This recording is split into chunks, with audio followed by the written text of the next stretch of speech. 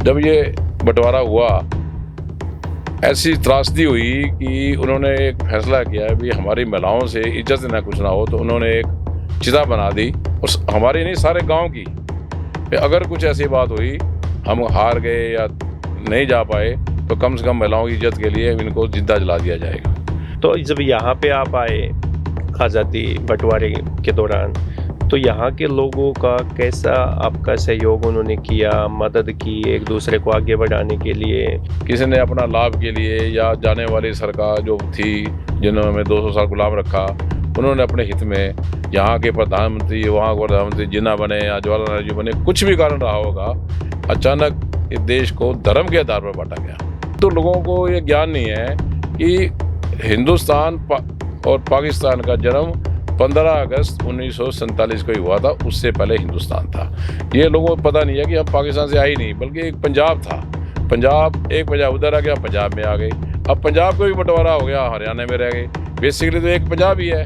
अब इसको पाकिस्तानी कहना, और दूसरा आज की स्थिति में पाकिस्तान हमारा दुश्मन है।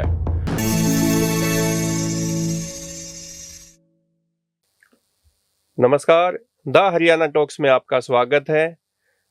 आज हम बात करेंगे जो हिसार में एक सोशल मीडिया के पत्रकार के साथ जो विवाद चला हुआ है और थाने तहसील हो चुकी है। पंजाबी समाज पंचायतें कर रहा है और पूरे प्रदेश से अलग अलग बातें सामने आ रही है। तो आज स्टूडियो में हमारे साथ बातचीत करने के लिए व्यापारी नेता अनिल भाटिया जी है मौजूद। तो अनिल भाटिया जी से हम बात करेंगे, क्योंकि बंटवारे के बाद इनका परिवार भी पाकिस्तान से भारत में आया था और रोहतक में लंबे समय से ये परिवार रह रहा है। तो भाटिया जी से हम बातचीत करेंगे सद्भाव की, कि हरियाणा का भाईचारा कैसा है और एक दूसरे की कैसे मदद करते हैं। भाटिया जी, आपका स्टूडियो में स्वागत है। वशिष्ठ जी, आपका बहुत बहुत धन्यवाद हरियाणा टास्क की तरफ से कि आप हमेशा ज्वलंत मुद्दे उठाते रहते हैं, और ये जो आज मुद्दा आपने उठाया है, इसमें आपने मुझे बुलाया, इसके लिए आपका बहुत बहुत धन्यवाद। तो भाटिया जी, पहले हम बात करेंगे, एक हिसार में एक पत्रकार है सोशल मीडिया पे, और उनको किसी ने कॉल किया, फ़ोन पे धमकाया और रिफ्यूजी ऐसे कहा उनको कुछ, तो उनकी तरफ से शिकायत भी दी गई है और थाना तहसील भी हो रखे हैं। तो आपसे हम ये जानना चाहेंगे, क्योंकि आप भी लंबे समय से व्यापारियों की भी आवाज़ उठाते हैं, पंजाबी समाज का भी आपने संगठन बना रखा है लंबे समय से, तो हरियाणा का भाईचारा कैसा है और जो इस तरीके की आजकल जो बातें होती है जो नहीं होनी चाहिए, उनको लेकर आपकी क्या राय है? देखो, जहाँ तक हरियाणा की जनता का मामला है, हरियाणा के सब लोग आपस में बड़े प्यार से मोहब्बत से रह रहे हैं। आम जनता में इस तरह की कोई बात नहीं है, परंतु कभी ना कभी कोई ऐसी सोच के लोग, या तो राजनीति से प्रेरित होकर या अपने दिमाग से किसी को कुछ कहना जरूर है, शरारत करनी है, तो ऐसी एक बात हिसार में कही गई। ये आम तौर पे ये बात हम बचपन में हमें भी कई बार कहा जाता था, महसूस होता था, पर हम उसको अनदेखी कर दिया करते थे। और हर आदमी अनदेखी नहीं कर सकता। उस आदमी के जो पत्रकार है, उसने इस मुद्दे को बड़ा कर दिया और कानून तक ले गया, क्योंकि उस आदमी की अपनी खुदारी जागी। परंतु मुझे समझ नहीं आती कि आज लोगों को ये अब तक नहीं पता लगा कि हमारी कौम, जो जिसको हम पंजाबी कौम कहते हैं, ये कभी पाकिस्तान से आए ही नहीं। हमारे पूर्वज 1947 से पहले हिंदुस्तान में ही रहते थे। राजनीतिक कारणों की वजह से किसी ने अपना लाभ के लिए या जाने वाली सरकार जो थी जिन्होंने हमें 200 साल गुलाम रखा, उन्होंने अपने हित में यहाँ के प्रधानमंत्री, वहाँ के प्रधानमंत्री जिन्ना बने या जवाहरलाल नेहरू बने, कुछ भी कारण रहा होगा, अचानक इस देश को धर्म के आधार पर बांटा गया। और मैं तो कई बार दुखी भी होता हूँ, जो हमारे पूर्वजों का जिस तरह से आए अपने सब कुछ छोड़कर, और कई बार बड़ा प्रसन्नता होती है कि सिर्फ धर्म के लिए, मैं अपने परिवार में मैं देखता हूँ कि धर्म के लिए उन्होंने अपनी जमीन जायदाद, बड़ी खुशहाली, बहुत बड़े किसान हुआ करते थे, सब कुछ छोड़ दिया, कारण एक धर्म। क्योंकि कम से कम जो धर्म के साथ चलता है, गुरु तेग बहादुर जी ने भी हिंदू धर्म को ना त्याग अपना सिर कटवा दिया, सारे जानते हैं। तो धर्म के साथ तो चलना चाहिए। धर्म के लिए इतना बड़ा त्याग बहुत बड़ी त्रासदी थी। अगर आप दुनिया भर में ऐसे कांड होते रहते हैं, पर जो त्रासदी 1947 में हुई है, दुनिया से बड़ी त्रासदी होती नहीं। परंतु लोगों को ये ज्ञान नहीं है कि हिंदुस्तान और पाकिस्तान का जन्म 15 अगस्त 1947 को ही हुआ था, उससे पहले हिंदुस्तान था। ये लोगों को पता नहीं है कि हम पाकिस्तान से आए नहीं, बल्कि एक पंजाब था। एक पंजाब उधर आ गया, हम पंजाब में आ गए। अब पंजाब का भी बंटवारा हो गया, हरियाणा में रह गए। बेसिकली तो एक पंजाब ही है। अब इसको पाकिस्तानी कहना, और दूसरा, आज की स्थिति में पाकिस्तान हमारा दुश्मन है। दुश्मन देश के साथ जोड़ना किसी को भी दुख तो देता है, पर कई होते हैं खुददार, जैसे वो पत्रकार है, आज उन्होंने इसको बड़ा सीरियसली लिया। सारे हरियाणा के लोग, इस समाज के लोग जगह जगह कर रहे हैं। मैं तो कहता हूँ इस बात को तूल ज़्यादा ना देकर हमें अपने समाज को समझाना चाहिए कि इनके साथ मिलके रहो। कोई गलती करता है तो उसको गलती को उसको समझाओ, भाई हम तो आपके भाई है। लेकिन बात ऐसी है कि जैसे एक आदमी ने एक दूसरे आदमी को कुछ कहा, लेकिन इसको लेके जाते हैं कि पूरी कौम पे लेके चले गए। जैसे पंजाबी समाज कहता है कि फला बंदे ने कह दिया, फलाना बंदे कहते हैं कि पंजाबियों ने ऐसे कर दिया। तो क्या ये सही मानते हैं आप? देखो, ये है तो गलत, धर्म की बात करना, जात पात की बात करना, परंतु हम इससे अलग भी नहीं हो सकते। खासकर जब चुनाव आते हैं, मैं टेलीविजन देखता हूँ, आप पत्रकार खुद हैं, वहाँ पे एक आज तक का पत्रकार कह रहा होता है जी पाकिस्तान यूपी में इतने मुस्लिम, इतने ब्राह्मण, इतने हिंदू, ये क्यों करते हैं ऐसा? हमें पता नहीं यूपी में क्या हो रहा है। आप ये कहो कि यूपी सरकार ने ठीक काम नहीं किया। वो पत्रकार को मैंने एक दिन मिला भी था रोहतक में आकर, यहाँ उन्होंने बुलाया था हमको। मैं कहा जी आप खुद ऐसी बात क्यों करते हो? हमें नहीं पता यूपी में कितने पंजाबी, कितने मुस्लिम, कितने ब्राह्मण हैं। इस तरह की बात नहीं करनी चाहिए, कभी नहीं करनी चाहिए। हम लोग रोहतक में कितने पंजाबी हैं, कितने जाट बिरादरी हैं, हम सब एकजुट हैं, हमारा व्यापार मिलके चलता है, हमारा खाना पीना, खेलना उठना बैठना इकट्ठा है। इस तरह की बात होनी चाहिए। परंतु अब कोई बात जानबूझकर किसी और कारण की वजह से, कोई और द्वेष निकालने के लिए, कोई और कारण रहने के लिए अगर इस तरह की बात करता है, तो उसके लिए अब आ जाती है खुददारी। कोई बात सुन के बैठ जाता है, कोई खुददारी उस बात को बढ़ा देता है। और कुछ लोग अपना नाम बढ़ाने के लिए, मेरे भी दबाव आया था, अभी रोहतक में बहुत बड़ी मीटिंग करें, हम इस बात को लेके चले। मैं कहा नहीं, यहाँ एक आदमी ने गलती करी, उसको समझा बुझा कर या थोड़ी सजा तो दबा लेना चाहिए। हम यहाँ बात करें, उसके मायने अलग निकलेंगे। आज हम इस स्थिति में नहीं है हमारा देश कि हम आपस में लड़ें। आज हम पूरा विश्व, आपको पता है, खतरे में है। अच्छा, बंटवारे से पहले आपका परिवार पाकिस्तान में रहता था। हाँ। तो बंटवारे के बाद यहाँ पे आए तो आपके यहाँ पे दादा पिताजी कौन आए थे? ये जो आपने बड़ा मार्मिक सा प्रश्न पूछा है मेरे से, मैं तो 1957 में पैदा हुआ यहाँ पे जी। और मेरे पिताजी, मुझे पता लगा कि 17-18 साल के थे जब वो बंटवारे में प्रभावित होकर इधर आना पड़ा। उनके 3 बड़े भाई भी थे। मेरे दादाजी वहाँ पटवारी थे, बड़े खुशहाल थे, बड़ा जिम्मेदारा था। जब ये बंटवारा हुआ, ऐसी त्रासदी हुई कि उन्होंने एक फैसला किया भी हमारी महिलाओं से इज्जत ना कुछ ना हो, तो उन्होंने एक चिता बना दी, और हमारी नहीं सारे गांव की, अगर कुछ ऐसी बात हुई, हम हार गए या नहीं जा पाए, तो कम से कम महिलाओं की इज्जत के लिए इनको जिंदा जला दिया जाएगा। तो वो लड़ते रहे, मुकाबला होता रहा। किसी ने गलत फहमी में अफवाह फैला दी और सारी महिलाएं, विशेष साहब, बड़ा दुख होता है कि हमारी ना ताई दादी कोई नहीं आ पाई, केवल जेंट्स आए। ये कहना बड़ा आसान है, मन को समझाना बड़ा मुश्किल है कि हमारी सारी महिलाएं नहीं आई। चलो आई तो किस हालात में यहाँ उन्होंने हमारे को, अपने आप को संभाला पहले, फिर हमें संभाला। वो गरीबी हमने देखी है, पर एक हमारी कौम की मैं बड़े इज्जत मतलब, इन्होंने कभी रिजर्वेशन नहीं मांगी। आज तक इतनी त्रासदी में रहे, गरीबी में रहे, वो रिजर्वेशन की कभी मांग नहीं करी। ये बहुत बड़ी बात है कि ये खुददारी है हमारे कौम की, और धर्म के लिए वो यहाँ आना पड़ा। ऐसा आज कैसे हम सेट हुए हैं ये हमें पता है सारी बात। तो कौन से जिले से आप आए वहाँ पे, और रोहतक में जब स्थापित हुए तो कौन से गांव में आपको यहाँ जगह मिली? हमें जैसे बताया गया कि बेसिकली तो हम जंग डिस्ट्रिक्ट से थे, मुल्तान डिस्ट्रिक्ट से, सॉरी, पर हम बॉर्डर पे रहते थे। और सराय सिद्धू की सराय कोई गांव था, मुझे गांव का ध्यान नहीं, तो हम बोलते जंगी हैं। तो हम यहाँ रोहतक में आए तो हमें बताया गया कि पहले तो यहाँ जो अब गांधी कैंप है, यहाँ टेंट लगे रहते थे, सरकार ने कैंप में हमें बसाया गया, हमारे पेरेंट्स को। उसके बाद बंसी भेजा गया, उसके बाद बैंसी में भेजा गया, और बैंसी के बाद हमें ज़मीन मिली, एक खरबला गांव है मैम से आगे, और वहाँ हम जाके सेट हुए और ज़मींदारा शुरू किया। परंतु वहाँ की ज़मीन इतनी अच्छी नहीं थी, बरानी थी, इतनी थी। तो फिर हमारे पीछे जॉब की, बड़ी गरीबी में हम पले, हम खुद मेहनत करते थे छोटी उम्र में, और हमें आज भी याद आता है, पर खुशी भी होती है कि हम सब परिवार मिलकर पढ़ भी गए, आज अच्छे सेट भी हैं, ना हमने किसी से भीख मांगी और ना हमने कोई रिजर्वेशन मांगी। तो जब यहाँ पे आप आए आज़ादी बंटवारे के दौरान, तो यहाँ के लोगों का कैसा आपका सहयोग उन्होंने किया, मदद की एक दूसरे को आगे बढ़ाने के लिए? देखो, जहाँ तक हम आए, मैं तो पैदा 57 में हुआ था, हमारे पिताजी बताया करते थे कि यहाँ के लोगों ने हमारा बहुत मदद करी।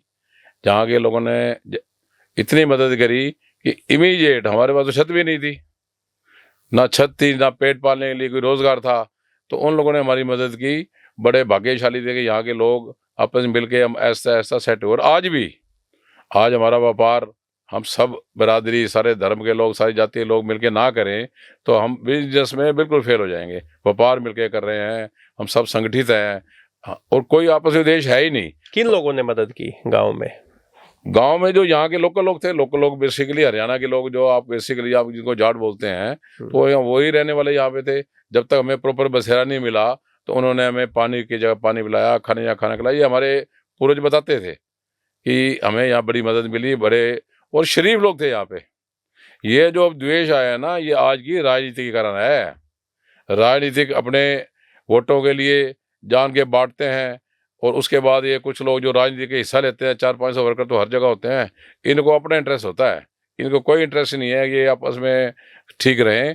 आम आदमी आज भी किसी से द्वेष नहीं रखता। हम तो सारे यहाँ बाजार में देखते हैं, कई बार एक जात के इसलिए पीछे लग जाते हैं खामखा, भाई चलो इसमें हमारे नाम चमकेगा। तो कोई भी ऐसे आज भी पहले बात नहीं है, ना पहले बात थी। मैं तो एक से एक अच्छे बड़े बड़े एडवोकेट शहर के जो हैं, जो जाट ब्रादरी हैं, मुझे तो इतना आशीर्वाद देते हैं जैसे मेरे पिता सामान हो। मैं खुद इस बात को अनुभव करता हूँ। अच्छा, तो आपका ये कहना कि ऐसा, ये तो अब बाद में राजनेताओं ने ऐसा किया, बाद ऐसी में बात नहीं, पहले नहीं थी? हमेशा ही 1947 में राजनेताओं ने धर्म के दायरे बांटा। उसके बाद जितने चुनाव हमने देखे, उनको देखा है जहाँ मेजोरिटी है इस बिरादरी की तो वहाँ बात करेंगे, दूसरी बिरादरी में अपनी भाषा बदल लेंगे, पंजाबी बोलने लग जाएंगे।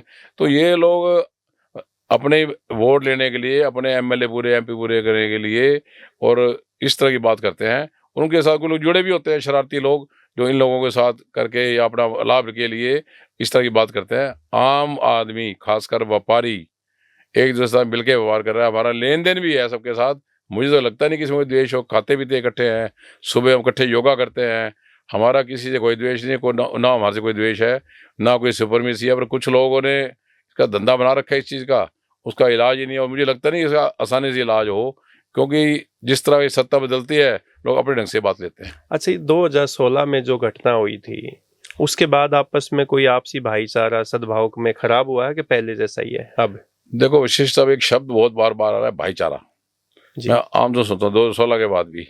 अब आप पत्रकार की घटना से देखो, पत्रकार में जब वो बात शुरू की, रिकॉर्डिंग आपने भी सुनी, ध्यान से सुनी, उस रिकॉर्डिंग में सीधा उसने इनको रिफ्यूजी का, पाकिस्तानी का। दूसरे लोग कहते हैं कि भाईचारा बिगाड़ दिया इस मौजूदा सरकार ने। ये भाईचारा का शब्द बड़ा इस्तेमाल किया जाता है।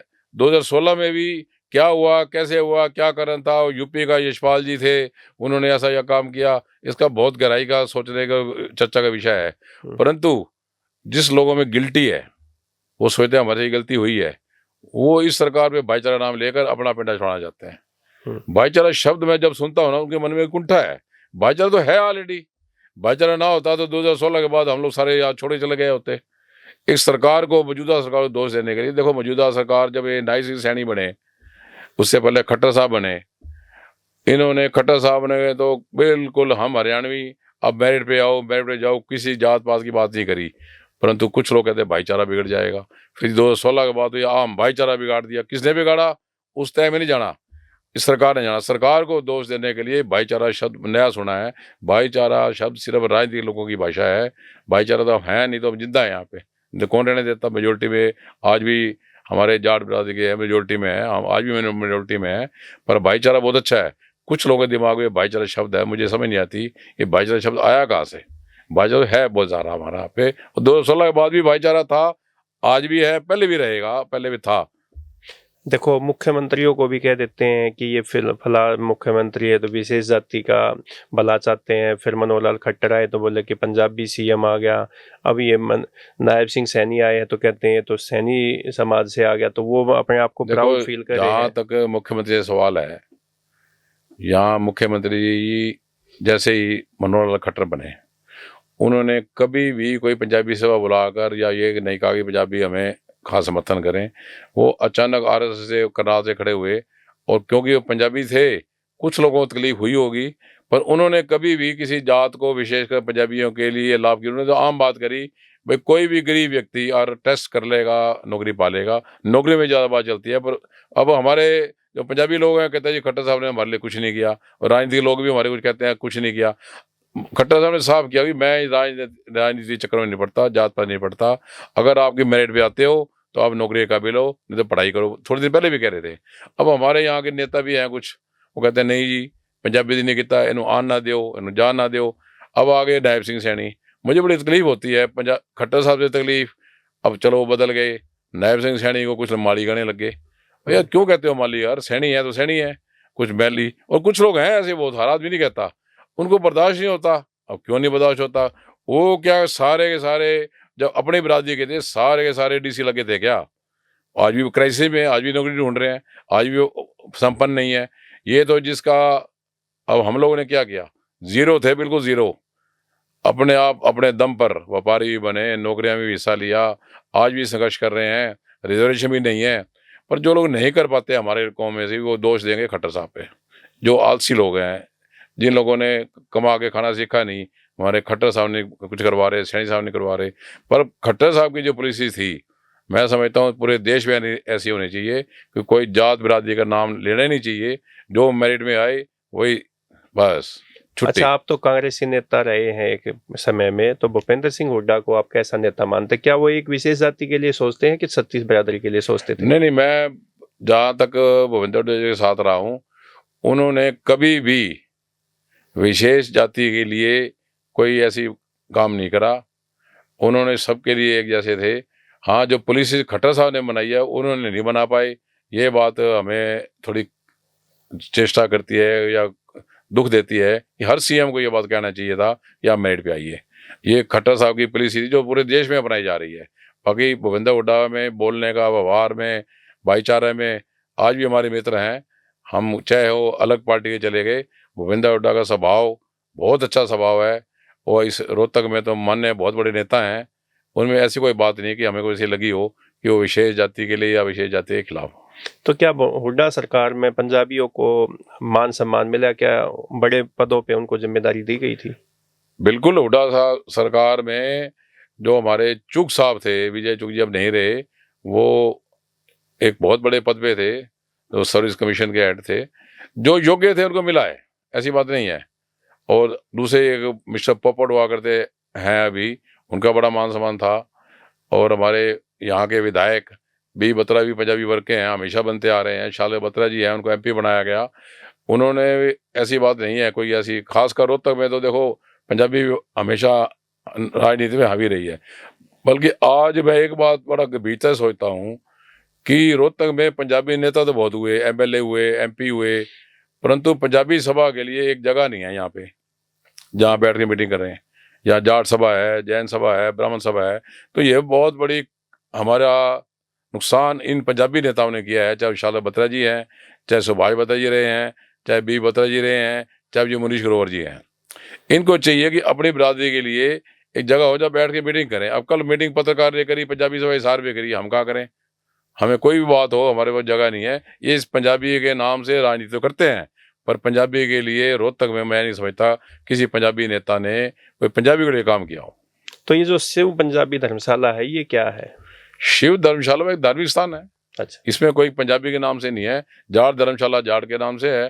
फर्क नहीं पड़ता, जाट धर्मशाला में हम ही जाके बैठ जाएंगे, मना नहीं करेगा।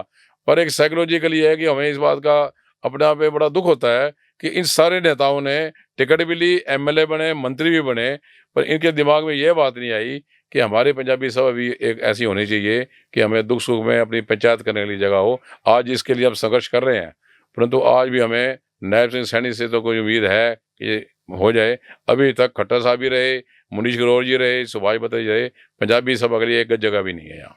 कलौर में है, मैम में है।